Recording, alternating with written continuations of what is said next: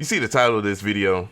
Have you ever watched a 5 mixing mistakes that every producer or engineer does? Have you ever seen one of those videos? Well, I highly recommend that you stop taking advice from them fools.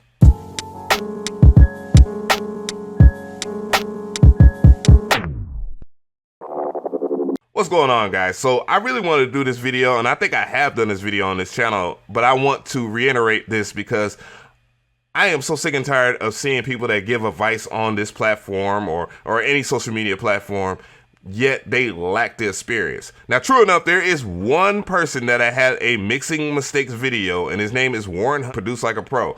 Now, from his perspective, I will take his opinion a little more serious than the vast amount of people that actually have these type of videos, because a lot of these guys lack that experience with the masses here. And I want you guys to understand that I'm trying to be as advertiser friendly as possible, but I am goddamn tired of seeing such bullshit on this platform. And I'm going to explain why. The reason why I have a problem with that is because when you have these mixing mistakes videos and all that, it hurts you. It hurts you growing as an engineer and as a music producer. Now, giving tips and tricks and all that, that's a little different from talking about mistakes, because not every mix is going to be the same. And this is coming from somebody that has a lot of experience with different consoles, from the SSL boards to the NeeVs to many different audio interfaces to many different DAWs. I'm not just a one-trick pony when it comes to DAWs or music production or anything like that. Every record is going to sound different when it's done correctly. We do live in a society right now, especially if you're looking at the hip hop side of the music, that it sounds pretty much about the same. So when people give these advices or whatnot, again, it hinders the growth of this particular genre of music. The name of Trap Tendo explains a lot of it. Now, what I find funny is that a lot of these guys, they will give this damn advice, but yet they're going to do something about lo-fi, which throws away a lot of the transients in the higher mids and mid-highs and high-end, and it does a whole bunch, like the whole point of lo-fi being so great is that it's mixed shitty.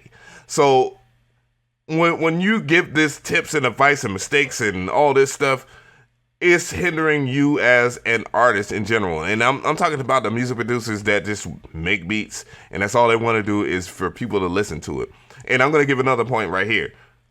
The masses, the people, don't give a shit if your 808 is the spins 808, or if it's too loud, or if it's distorted correctly, or if your snare is this, or if it snaps, or if it peaks red or anything like that. Now, that doesn't mean that you should go ahead and just do some crazy shit, but it does mean that you need to experience with that, because there is no right or wrong way to mix. Every single engineer that I work with in the past couple of years will tell you exactly that there's no right or wrong way to mix. And the reason why they say that is because they want you to experiment. They want you to learn.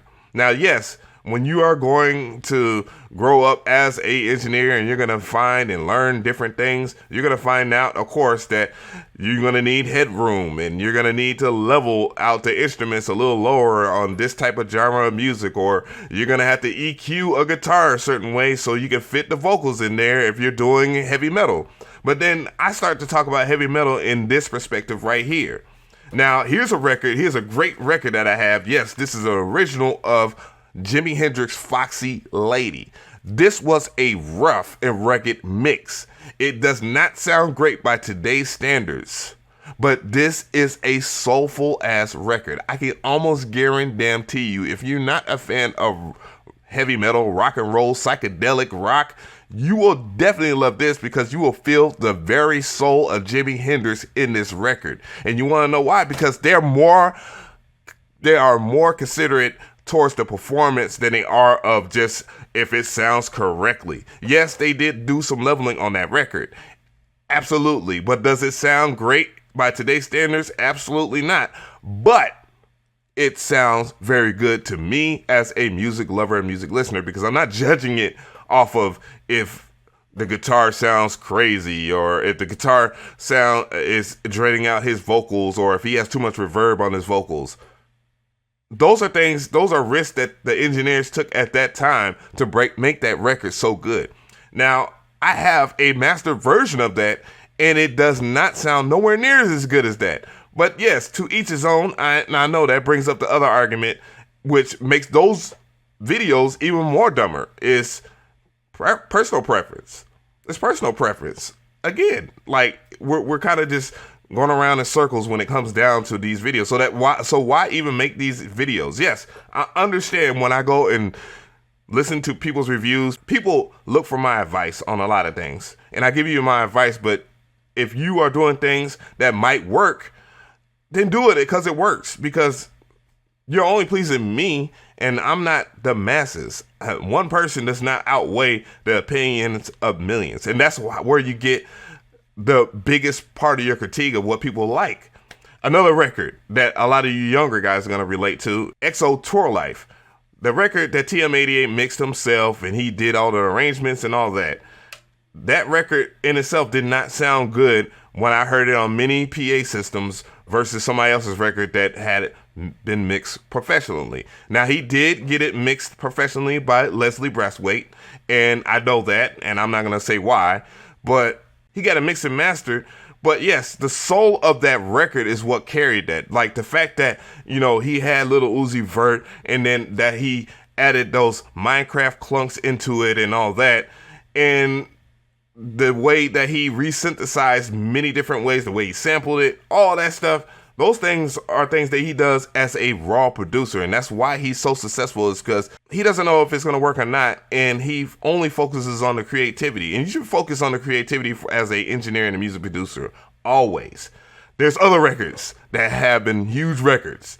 I know a lot of you guys remember the Snap Finger movement. You remember Laffy Taffy by D4L? That was probably one of the worst mixed songs that I've ever heard in my life, but it went so hard at the Pool Palace that it reached the whole entire United States and became a huge hit record. It was not mixed very well at first.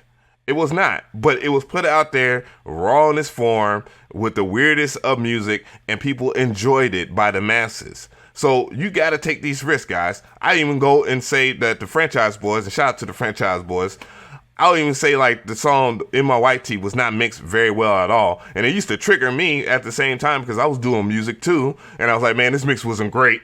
I was sitting there hating, but the song in itself was great. Fantastic, phenomenal. The whole basis of that song. Yes, that record got mixed down the line so that it could fit standards that people say or whatever. But at the same time, regardless, that raw record was out there for a long time being played by many DJs. Many people enjoyed it. Music lovers downloaded it and loved that record. And that's what it was.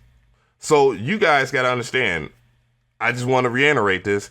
And I know people are going to say, well, Av, where do you come with the opinion and experience? I have plenty of experience. I wasn't too far from getting a gold or platinum plaque, but you will find, again, that multiple golden, platinum plaque engineers, producers will tell you that there is no right or wrong way to mix. And that's all I'm trying to say. And those videos, those top 5 mixing mistake videos and all that are they're just flat out trash. They're flat out trash. And a lot of those guys that are pushing that agenda of how to engineer right and producer do's and don'ts, a lot of those guys don't even have the experience to even talk about that stuff.